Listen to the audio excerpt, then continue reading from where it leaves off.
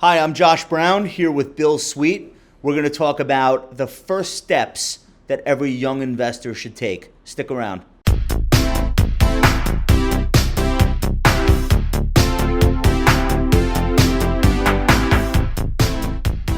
So I asked the whole Ritholtz Mafia to contribute an idea or two for a first-time investor, a younger investor, someone who for the first time is about to start putting money away and thinking about building their portfolio. And I got some really good suggestions from all over the firm. But I want to start with something that you said, just do it. Yeah. Which is like, so this is what you said, getting started is the hardest part. Save X dollars per month starting today. Do it every month for a year. No excuses. Pay yourself first. Yep. What do you mean by pay yourself first? So the first dollar that comes out of your paycheck, be it diverted to a 401k or maybe after the paycheck hits your bank account, that needs to go into savings, and that needs to be the first thing that you do. Even after, if you're making a contribution to a 401k? Definitely. Additional savings. Yep. How am I supposed to eat? You got to factor that in. You got to factor it into your budget, do the just like- calculations. That's coming up later. Yeah, But for if you sure. don't pay yourself first, you're going to find a way to spend the money. So Matt Lorius, another advisor at the firm, young guy, start as small as necessary. Don't do anything because you don't think you have enough to save. Don't not do anything. Yep. Right? Like, don't say, I have no money, I can't do it. Right. Figure out something that you can do. Amen. All right. Listen, I'm not going to argue. You know. Brian Rosen, start simple, increase every year, never stop. Very similar. And then Nick Majuli said the same thing. Nick's in his 20s. Start saving. And then I thought this was really interesting. Your investments won't really affect you in a meaningful way until you have a sufficient amount of money invested anyway.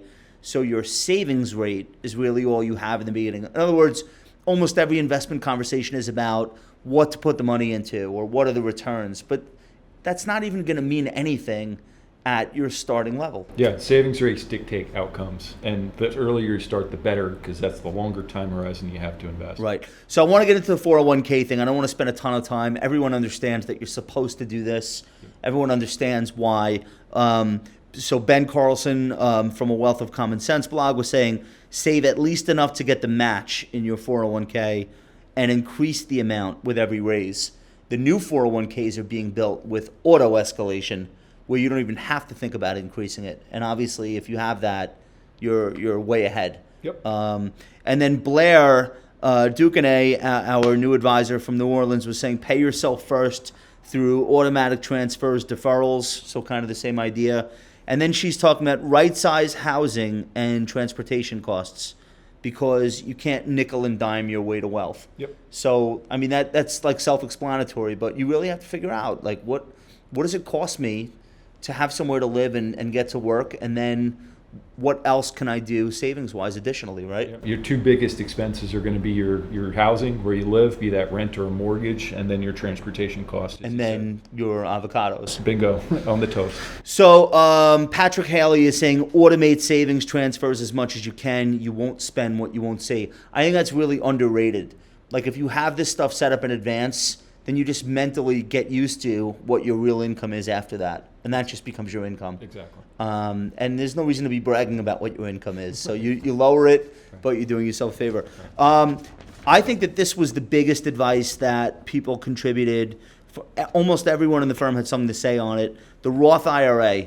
And I don't think that most people understand the difference between the IRA and the Roth IRA, and why should they. It's not like this is important or anything. They don't teach it in high school.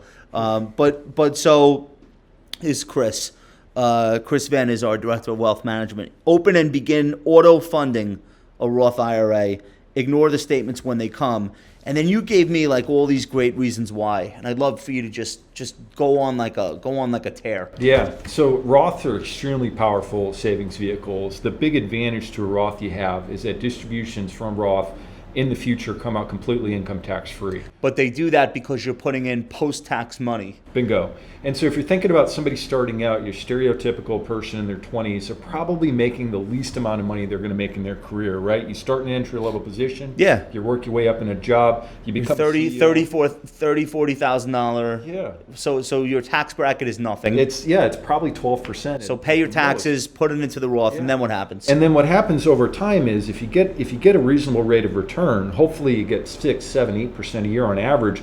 That money can double every 10 years at that rate of return, which is not out of the ordinary. That's not With no crazy. taxes on those gains, no taxes on those dividends Bingo. because they're in a sheltered account. So if we're talking about somebody that's 22, by the time they're 62, the first $1,000 that they put away, or whatever the dollar amount is, you can start small. That money's probably 16 times more than what they started with, just due to the power of compound interest.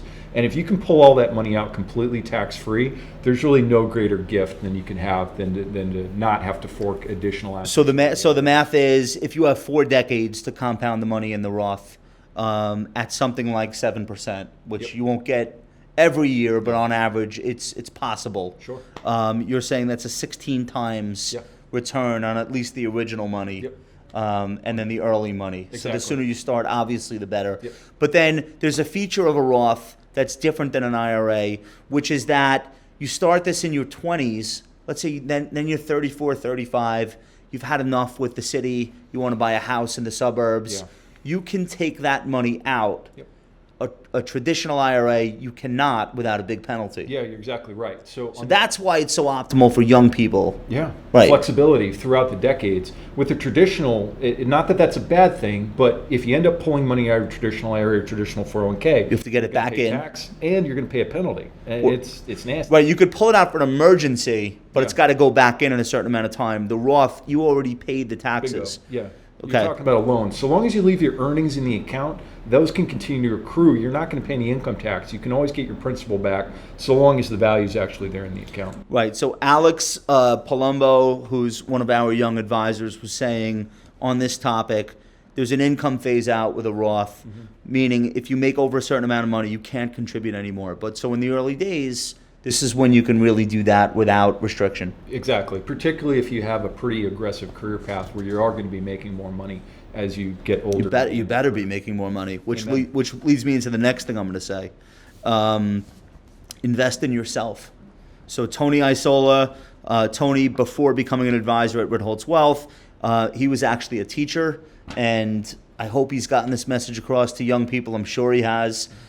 This is his comment. He said, invest in yourself first. Education, certifications, internships, contacts. And after you do that, then you worry about investing in others or in other enterprises. And I think, look, if you have a choice, you have X amount saved, and you can either divert that into an investment account, or you can use that for something where you're either going to make a really important contact or you're going to finish a certification. Like that should be obvious also. Definitely. Like you forego the external savings Yep. to do that. Yeah, on average, about every year you spend in school, you earn about an 8% premium on that throughout your career. So we're talking about serious investment on average. It depends on the career, but I would agree with Tony's statement entirely. And you're potentially investing in the next 50 years worth of earnings by doing that. Exactly. Well, like, we're not talking about an investment that maybe pays off in 2 years. We're talking about forever. Yep.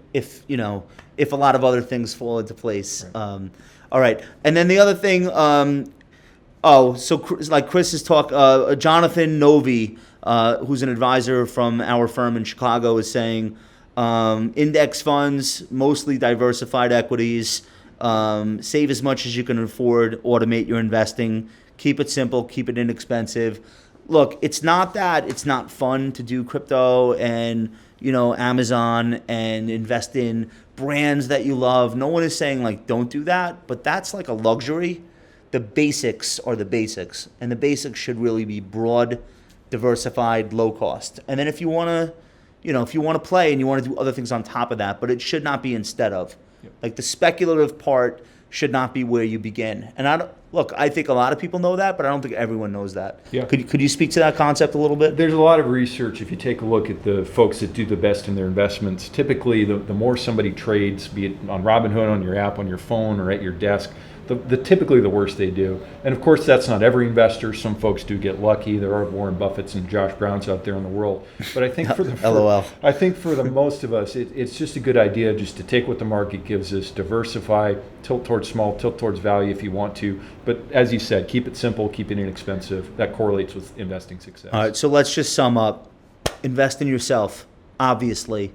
Roth IRA, very powerful tool when you're young, when you're not paying a lot of taxes, and you're in a low bracket. and you don't have a very high income. It's a great way to put. Obviously, 401k should come even before that. Yep. 401k is your best first option. You should maximize it. You should almost consider it a salary reduction and live within the means after. What's the full contribution this year for people under 55? 18.5, and really it's about that employer match. If your employer's matching funds, that's What do we great. match here? Are we 3%? 4%. 4%. Thank you, appreciate it. Rock and roll. And then the last thing, what was the other thing? Did I forget anything else? Yeah, invest in yourself. I think. Oh, 20 and start early. Even if you think you can't, you probably still can. Yeah, amen. All right. Listen, that's it from us. Thanks for joining us, and hopefully we'll do more of this type of thing in the future.